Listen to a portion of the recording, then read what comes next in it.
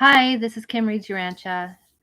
It's good to be here with you, and we're going to read from the Urantia book. But first, we're going to read from "Light the Flame" by Andrew Harvey, and this here it is.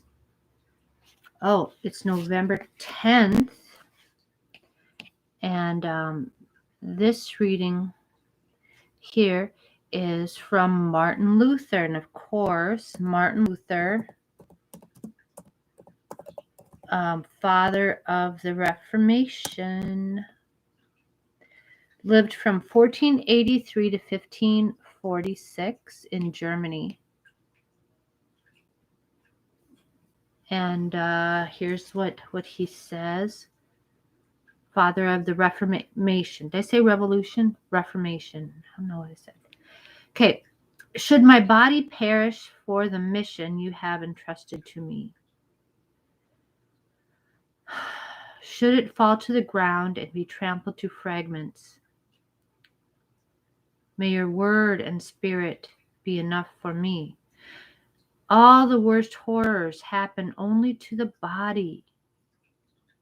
May my love be yours, belong to you, and remain with you forever, come what may.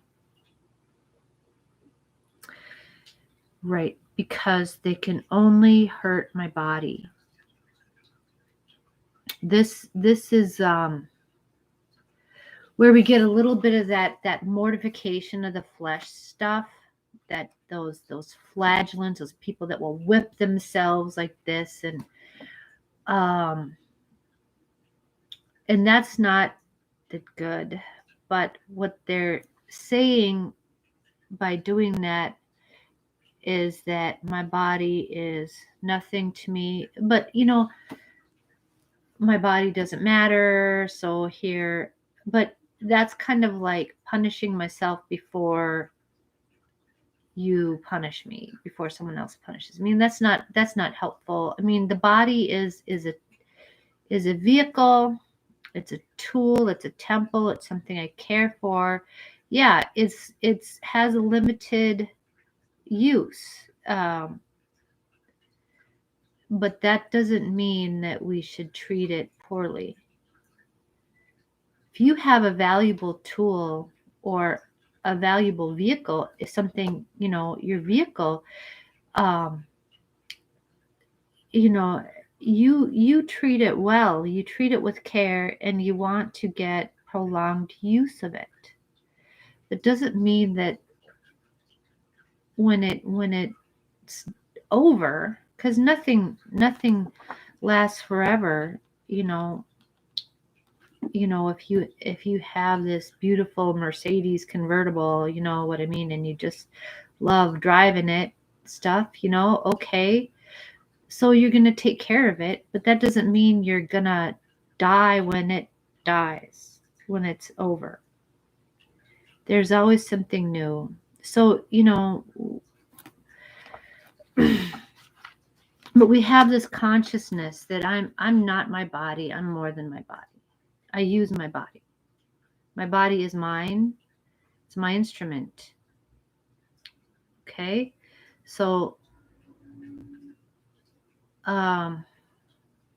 should it perish? Should my body perish for the mission you have entrusted to me?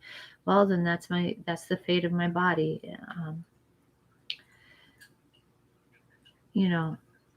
Yeah, but it's that totally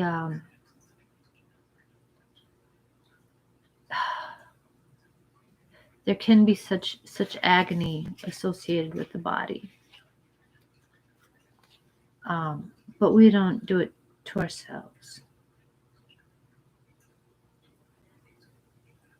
We don't need to. Okay.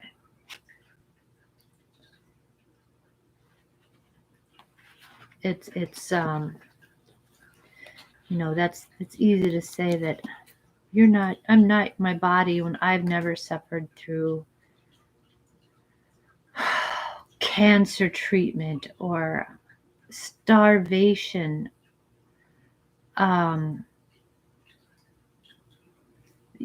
extreme deprivation, or just misery.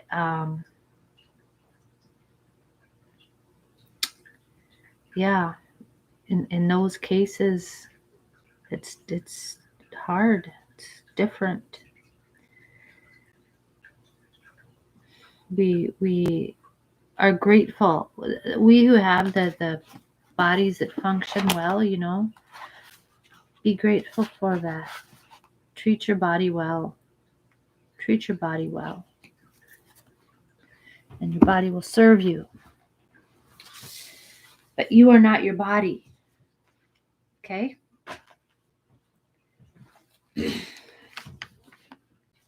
Okay. Okay, we're on section 4, paper 25. Paper 25 is the messenger hosts of space. And these are just all these incredible personalities created by the infinite spirit, to do these jobs, to keep everything just flowing okay, So these are technical advisors, section 4. All right. These legal and technical minds of the spirit world were not created as such. From the early Supernaphim and Omniaphim, 1,000,000 of the most orderly minds were chosen by the infinite spirit as the nucleus of this vast and versatile group. I don't think I would be chosen because my mind, I don't feel like it's that orderly. Yeah, it's more like just, okay. Okay. And ever since that far distant time, actual experience in the application of the laws of perfection to the plans of evolutionary creation has been required of all who aspire to become technical advisors. Okay, so this is application of the laws of perfection to the plans of evolutionary creation. So how do we get from imperfection or like chaos or just like random to having these laws being respected and utilized? Right? And ever since that far distant time, actual experience in the application of laws of perfection to the plans of evolutionary creation has been required of all who aspire to become technical advisors. The technical advisors are recruited from the ranks of the following personality orders. 1, the Supernaphim. 2, the Sekanaphim. 3, the Tertiaphim. 4, the Omniaphim. 5, the Seraphim. 6, certain types of ascending mortals. 7, certain types of ascending midwayers. So I think if these guys are probably like geeky types, right? Who get really immersed in like details of everything, like computer geeks and the technicalities of legal jargon. Right. Where one set of precepts is set above another set here. When this certain condition is met, then the flow charts go to this. If A equals B, then we go to law this situation. But if A does not equal B, then we have to go to a whole different set of things like that, right? Right? If A is less than B, then all of these things are true, and this set of things comes into play. When this condition is met, then we can move to a higher set of applications, or unless this one thing here exempts this group from that set of applications, and then here then this next thing kicks into play and stuff like that.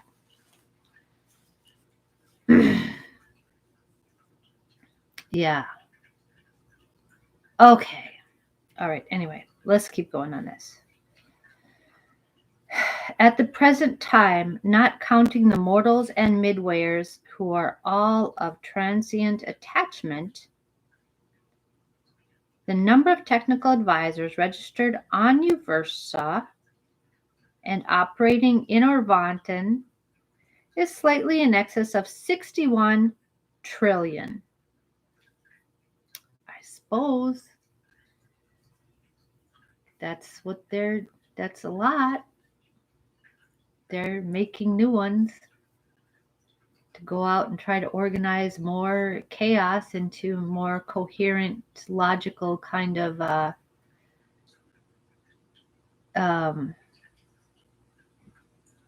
existence, I guess. Technical advisors frequently function as individuals, but are organized for service and maintain common headquarters on the spheres of assignment in groups of 7. In each group, at least 5 must be of permanent status, while 2 may be of temporary association. Ascending mortals and ascending midway creatures serve on these advisory commissions while pursuing the paradise ascent, but they do not enter the regular courses training for technical advisors, nor do they ever become permanent members of the order. Okay, excuse me. Let's go back on that a little bit. They frequently function as individuals, but are organized for service in groups of 7 people. So they're individual people. They're not, I'm feeling that they're not quite as close-knit as those groups of 4 conciliators, or the universal conciliators, right? So those are very tight-knit little group. These guys here are groups of 7. In each group, at least 5 must be of permanent status. Permanent status meaning they've already ascended, right? And they're already decided they're going to be technical advisors forever. 2 of them can be like, okay, we're doing this for training for a while. We're going to go on to do the next thing. We're going to go on to like be more ascendant. We're going to like, it's great doing this, you know what I mean? But I don't know if I want to do this for all eternity kind of thing. Interesting. Okay. Those mortals and midwayers who serve transiently with the advisors are chosen for such work because of their expertness in the concept of universal law and supreme justice. Okay. As you journey toward your paradise goal, constantly acquiring added knowledge and enhanced skill, you are continuously afforded the opportunity to give out to others the wisdom and experience you have already accumulated. All the way into Habona, you enact the role of a pupil teacher. You will work your way through the ascending levels of this vast experiential university by imparting to those just below you the newfound knowledge of your advancing career. In the universal regime, you are not reckoned as having possessed yourself of knowledge and truth until you have demonstrated your ability and your willingness to impart this knowledge and truth to others.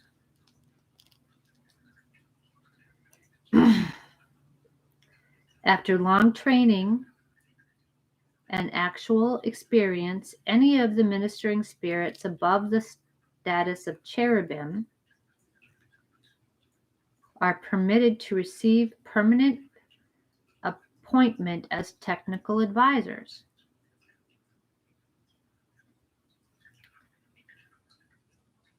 Okay.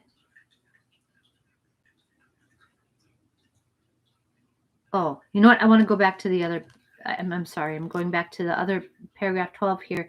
Okay, so in the very end of that, you're not reckoned as having possessed yourself of knowledge and truth until you have demonstrated your ability and your willingness. So you have to be a teacher as well as a student. So if you learn something, but you're going like,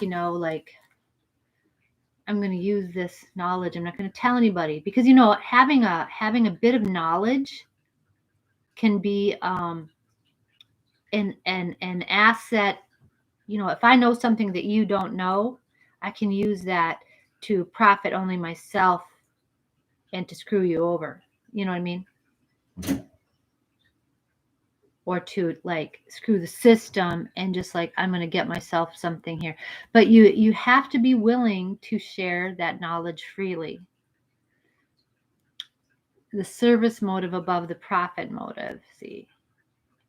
But here, even out in ascending, here there's people going like, oh, I learned something, how can I use this to my benefit?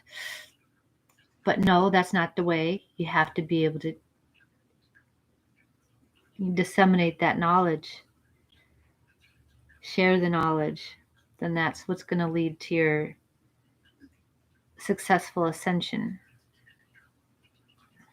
Yeah, okay, so that's interesting they pointed that out. Okay, anyway, yeah, I was just, sometimes I glitch like that. Okay, I'm going to keep going now. After long training and actual experience, any of the ministering spirits above the status of cherubim are permitted to receive permanent appointment as technical advisors. All candidates voluntarily enter this order of service, but having once assumed such responsibilities, they may not relinquish them. Also, be careful here. You do this, you sign up for this. This is a lifetime thing. Only the Ancients of Days can transfer these advisors to other activities. So if you're really sure you want to be a technical advisor for permanent status, it takes really an active, high level of authority to change your mind. That's interesting too. Okay. The training of technical advisors, begun in the Melchizedek colleges of the local universes, continues to the courts of the Ancients of Days. From this super-universe training, they proceed to the schools of the seven circles located on the pilot worlds of the Havona circuits. And from the pilot worlds, they are received into the College of the Ethics of Law and the Technique of Supremacy, the Paradise Training School for the perfecting of technical advisors. Good. There's the seven pilot worlds. Right. We talked about those a while ago. Okay. These advisors are more than legal experts. They are students and teachers of applied laws, the laws of the universe applied to the lives and destinies of all who inhabit the vast domains of the far-flung creation. Now that's hard for now I'm thinking about a geeky kind of personality who's really interested in theoretical stuff. If this, you know what I mean, all these theoretical like flow charts and stuff, and if this is true, then this should be all follow logically from that, and if you know what I mean, if not, you know what I mean, so this kind of stuff, that's hard for them, because I know that kind of mind, because I have, in a way, I have kind of that kind of mind. I know people have that kind of mind, and it's really hard for them to deal with people in a on a practical level. Like, how does that affect these people, these laws. Is it helpful or is it not helpful? Oh gosh, and it's hard for them. But I think that's part of what they need to do, is to learn about, to apply these things to these people. As time passes, they become the living law libraries of time and space. Right. Preventing endless trouble and needless delays by instructing the personalities of time regarding the forms and modes of procedure most acceptable to the rulers of eternity. They are able they're able so to counsel the workers of space as to enable them to function in harmony with the requirements of paradise. They are the teachers of all creatures concerning the technique of the creators. So they're like living libraries. They've got all this information, all these flow charts. This is what works. This is what doesn't work. This is what's always worked. But then every now and then you get the exceptional case, right? Such a living library of applied law could not be created. Such beings must be evolved by actual experience. The infinite deities are existential, hence are compensated for lack of experience. The infinite deities are existential, hence are compensated for by lack. Okay, wait. The infinite deities are existential, right? Because they're perfect. But they don't have experience, right? Hence are compensated for lack of experience. Because they don't have experience, they depend on these other things that have gained experience, right? They know all and even before they experience all. But they do not impart this non-experiential knowledge to their subordinate creatures. They know all even before they experience it. But still, through us, they're experiencing things. Technical advisors are dedicated to the work of preventing delay, facilitating progress, and counseling achievement. There is always a best and right way to do things. There's always the technique of perfection, a divine method. And these advisors know how to direct us all in the finding of this better way. These exceedingly wise and practical beings are always closely associated with the service and works of the universal censors. The Melchizedeks are provided with an able core. The rulers of the systems, constellations, universes, and superuniverse sectors are all bountifully supplied with these technical or legal reference minds of the spiritual world.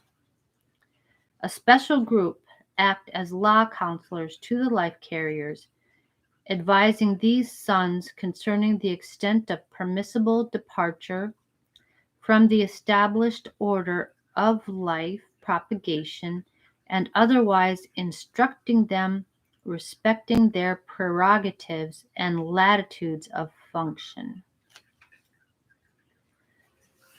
Okay, let's go back on that a little bit.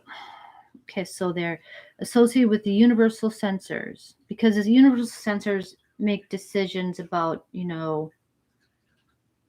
they don't make the biggest decisions, are the ancients of days, but these universal censors have a lot of power to carve up that reality tree, this space-time continua, where the branches of space-time continue. They do a lot of pruning of that reality tree. I don't know if I shared all that concept about the reality tree. That reality is this endless branching of space-time continua. but it needs to be pruned. It needs to be cared for. It's not a wild thing. So, okay, so they're connected with universal sensors. The rulers of the systems, constellations, universes, and superuniverse sectors.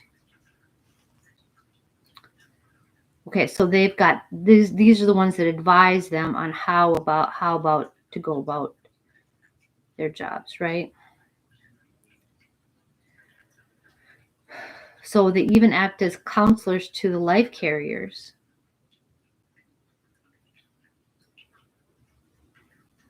So how far should we go from the established order of life propagation? So there's, because they like to experiment with life. It's like, how could we do this? Okay.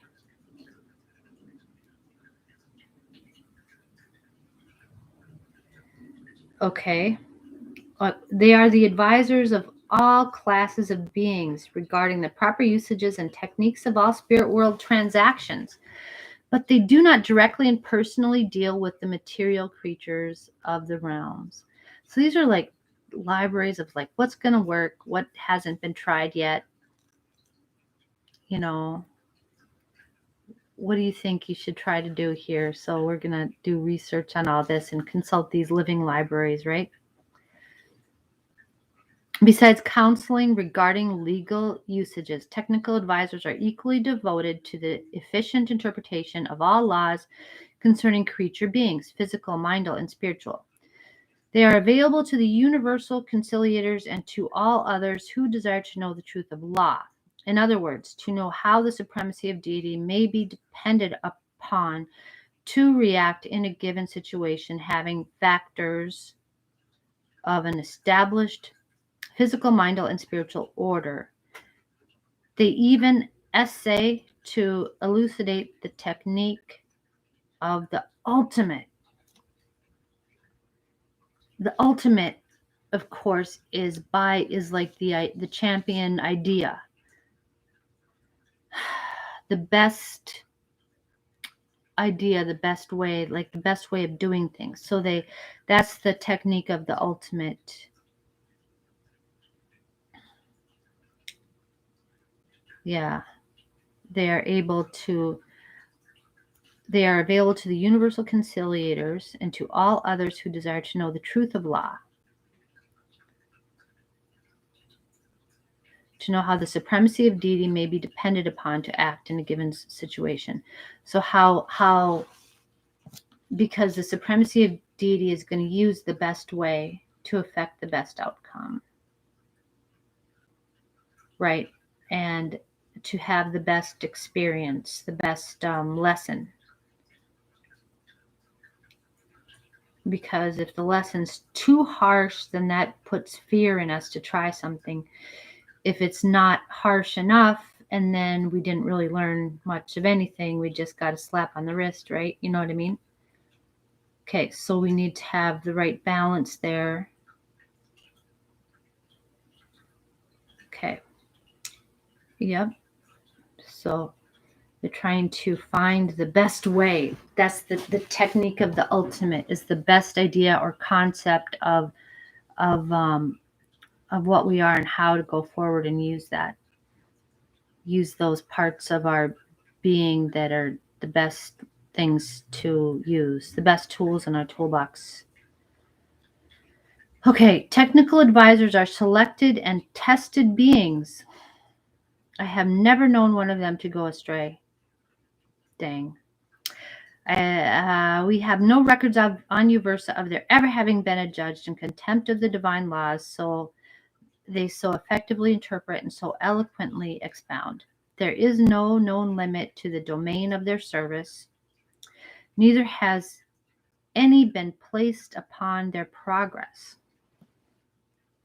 Okay, so wow, there's no limit on these guys, on their progress. So they can become just huge libraries and full of all this information.